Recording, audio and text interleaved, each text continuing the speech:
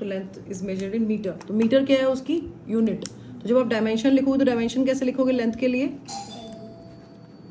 Length के लिए we write capital L और उसको मैं क्लोज कर देते हैं ऐसे स्क्वायर ब्रैकेट में। मास की डायमेंशंस लिखनी है तो आप कैसे लिखोगे? Capital M। टाइम के लिए how do we write? We write capital T in square bracket and for temperature we write K or you can write theta if you want to. ठीक है, K और theta you can write. And for current we write either A we can write or we can write I. I for I symbol होता है current का, है ना? And for luminous intensity ये हम कौन सी यूनिट्स लिख रहे हैं? ये हम फंडामेंटल क्वांटिटीज लिख रहे हैं, है ना? 7 फंडामेंटल क्वांटिटीज होती हैं।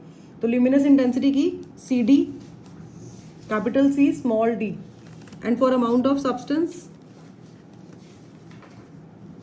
we write mole MOL। ठीक है,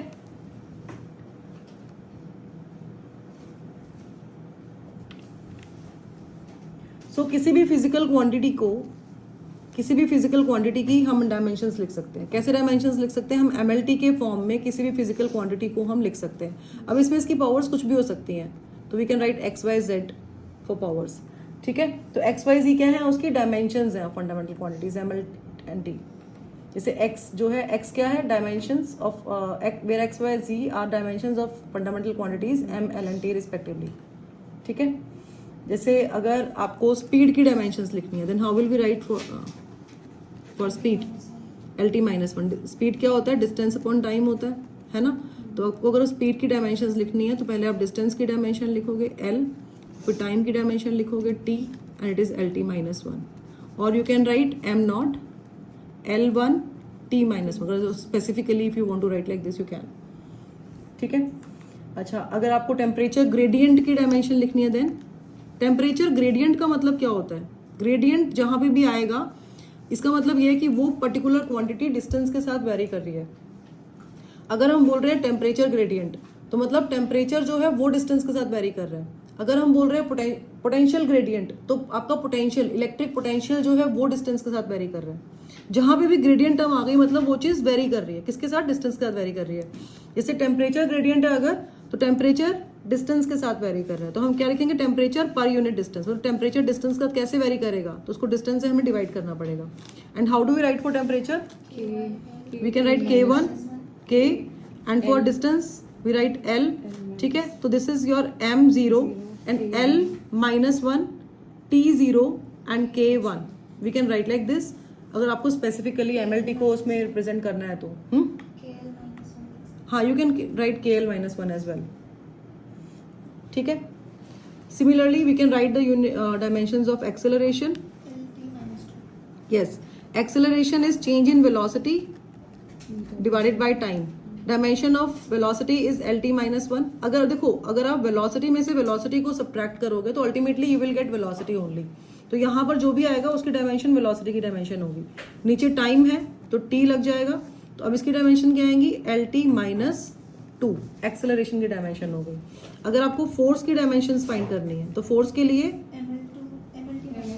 हाँ, कैसे फाइंड करोगे? It is mass into acceleration, है ना? Force is mass into acceleration. Mass की डायमेंशन M, एक्सेलरेशन की भी अब जस्ट फाउंड आउट, तो LT-2, so it is MLT-2। ठीक है, अगर हमें वर्क की डायमेंशंस फाइंड करनी है then yes, work is force multiply by displacement. Force की डायमेंशंस क्या होती हैं? MLT-2 और डिस्प्लेसमेंट की L, तो ये आपका हो जाएगा ML2T-2। तो ये वर्क की डायमेंशंस आ गई। एनर्जी की डायमेंशंस सेम एज वर्क, है ना? तो एनर्जी की डायमेंशन जो वर्क की डायमेंशंस है वही आपकी एनर्जी की डायमेंशंस हो गई ML2T-2। ठीक है, पावर की power is energy upon time और work upon time we can say rate of doing work, right? So work की डायमेंशंस क्या है आपकी? ML2T-2 और टाइम इज T, है ना? तो T को ऊपर लेके जाओगे तो ये आपका हो जाएगा ML2T-3। तो ये आपकी आ गई आपकी पावर की डायमेंशन। ठीक है, any doubt? Do you want to write this? Have you written? What about you? हाँ, ठीक है। अब next let's write the dimensions of charge. Charge की डायमेंशंस क्या होंगी? Charge is Q, right? और कौन से फॉर्मूला में आता है ये? करंट के. करंट क्या होता है? Charge upon time. ठीक है, तो करंट क्या होता है आपका? Current is Q upon T. Charge upon time. Rate of flow of charge is electric current. So we can write Q as current into time. Current की dimension we can write as I, and for this will write T. So it is I T. और we can write M0, L0, T1, I1. We can write like this. And electric potential. Electric potential. Electric potential you have done in class 10th, right? Potential difference किया था ना? तो potential difference का formula क्या होता है? It is denoted by letter V, and V is equal to W upon Q. है ना? V is equal to W upon Q. W की डायमेंशंस क्या होती हैं? M, L2, T minus 2. और Q की डायमेंशंस अभी हमने फाइंड किए हैं. ये क्या है? I and T. ठीक है, अब इसको आप सॉल्व कर दोगे, then what will you get? M, L2, T ऊपर जाएगा, -3 हो जाएगा, T -3 एंड I -1 हो जाएगा. तो ये इलेक्ट्रिक पोटेंशियल की डायमेंशंस आ गई आपकी. Pressure. Pressure is force upon area. Force की डायमेंशंस क्या होती हैं? फोर्स की डायमेंशंस होती हैं MLT -2. एरिया की L2. तो प्रेशर की डायमेंशंस क्या आएंगी? ML -1, T -2. ये ऊपर जाएगा, -2 हो जाएगा. ठीक है. डेंसिटी.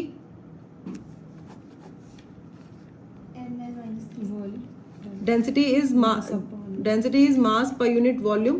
तो अगर आपको डेंसिटी की डायमेंशंस फाइंड करने हैं तो will write the dimension of mass. It is just M, and for volume we write L3. है ना? तो आपकी डेंसिटी की डायमेंशंस क्या हो जाएंगी?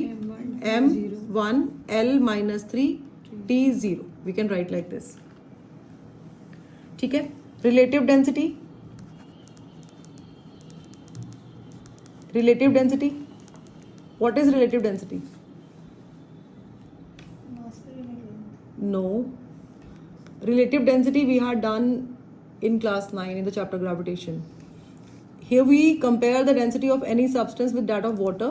So it is just the comparison where we divide density of the substance with the density of water. So relative density has no units. It is dimensionless.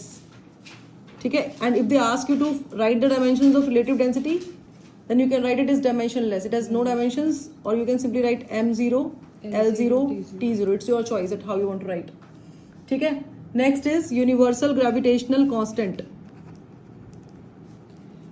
Write the dimension of universal gravitational constant. G M1 M2 upon R square. Yes, F is equal to G M1 M2 by R square होता है. So we'll move these quantities to the other side and we can get G. G is FR square upon M1 M2. Now just put the dimensions here. For dimension of G क्या करेंगे हम? पहले force की dimension लिखते हैं. Force की dimension क्या होती है? MLT -2. फिर डिस्टेंस का स्क्वायर है ये, तो L2 आ जाएगा. फिर मास M. फिर दूसरा मास है एक और M. ठीक है. On simplifying what will you gate? You will get M -1. है ना? M से M ये तो गया, एक M रह गया, ये ऊपर जाके M -1 हो जाएगा. L कितने हैं हमारे? 3. यहाँ 1 है और यहाँ पे 2. L³ है and T -2.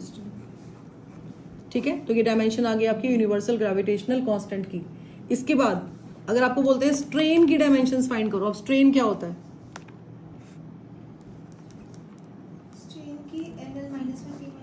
No. Strain, what is strain?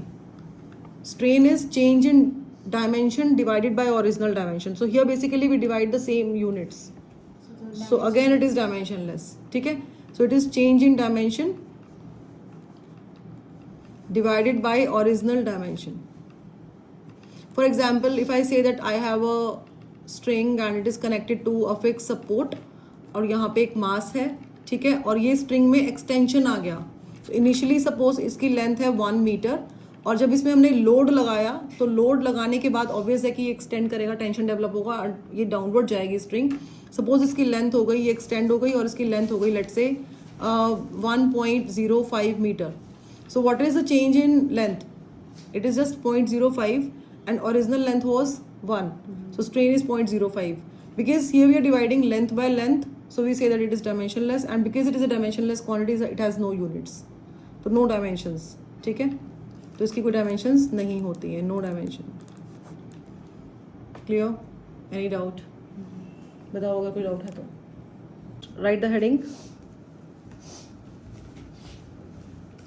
Dimensional equations.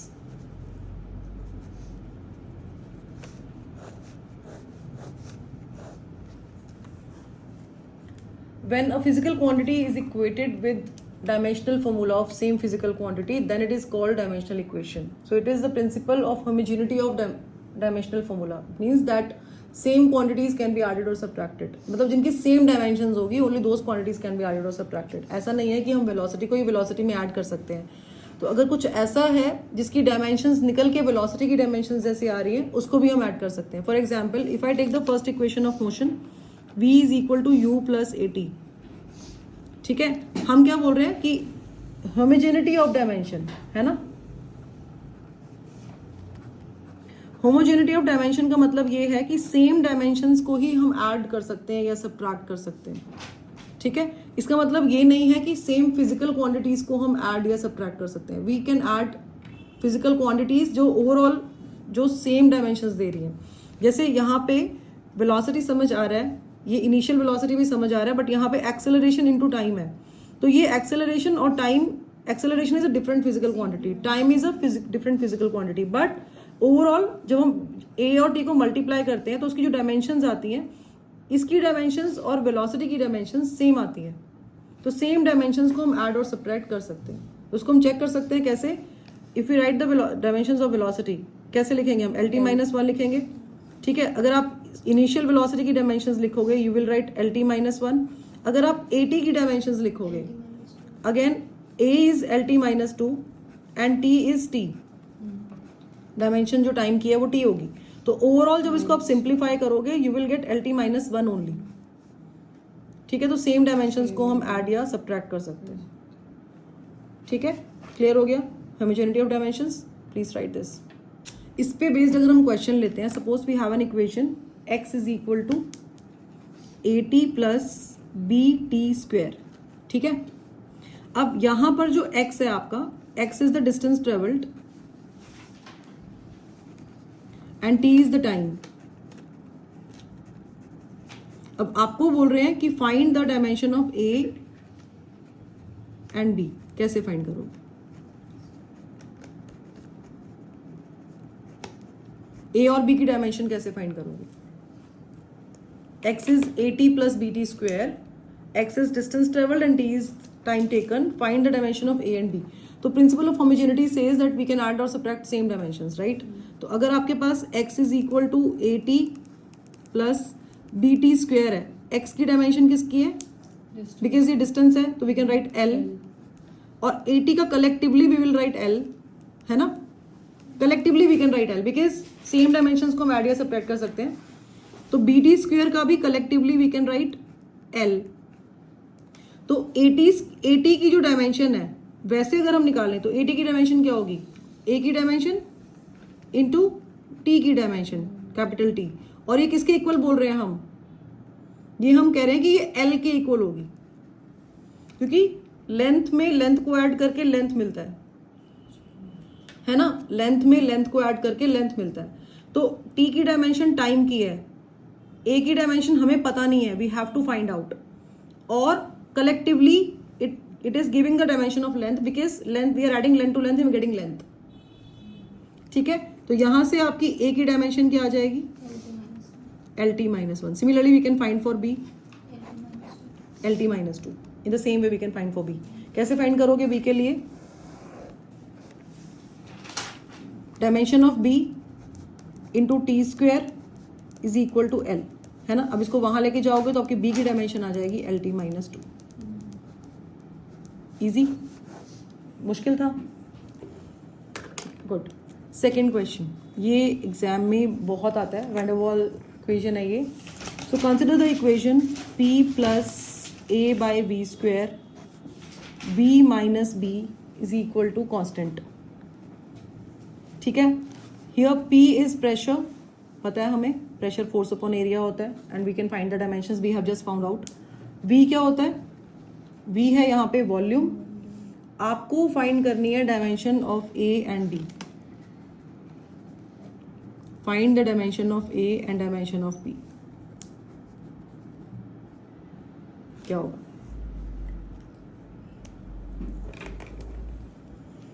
अब again we'll use the same concept, same dimensions can be added or subtracted, right?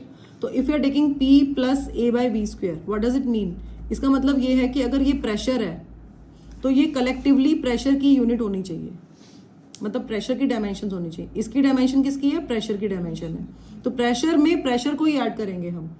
तो अगर ये प्रेशर की डायमेंशन है तो a अपॉन v स्क्वायर की कलेक्टिवली किसकी डायमेंशन होनी चाहिए? प्रेशर की. Let's find the dimension of pressure first. Pressure कैसे फाइंड करते हैं हम? Pressure is force upon area. Pressure की डायमेंशंस क्या होंगी? फोर्स की डायमेंशन डिवाइडेड बाय एरिया की डायमेंशन. क्या आ गया? m l माइनस 1 है ना, t माइनस 2. यही आ रहा है, कुछ और आ रहा है? प्लीज देखो. हाँ, अभी हमने फाइंड किया था. तो अब जो प्रेशर की डायमेंशन है वो आपकी a अपॉन बी स्क्वायर की डायमेंशन होगी. तो a की डायमेंशन क्या होगी? a की डायमेंशन क्या होगी? ये है ना, a की डायमेंशन अपॉन बी स्क्वायर की dimension is equal to pressure की डायमेंशन. तो यहां से a की डायमेंशन क्या आएंगी? p की डायमेंशन इंटू v की डायमेंशन का स्क्वायर, राइट? और p की डायमेंशन क्या है? m l minus 1 t minus 2. Volume is l cube square, तो l की पावर 6 हो गया ये. तो यहां से a की डायमेंशन क्या आ गई? Yes, m l 5 t minus 2.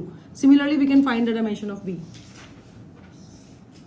अब ऐसे ही आपका v माइनस b है तो वॉल्यूम को ही सब्ट्रैक्ट कर सकते हैं, राइट? तो अगर वॉल्यूम की डायमेंशन आपकी l क्यूब होती है तो b की डायमेंशन क्या होगी आपकी? b की भी आपकी l क्यूब होगी. तो dimension of b is l cube. Clear?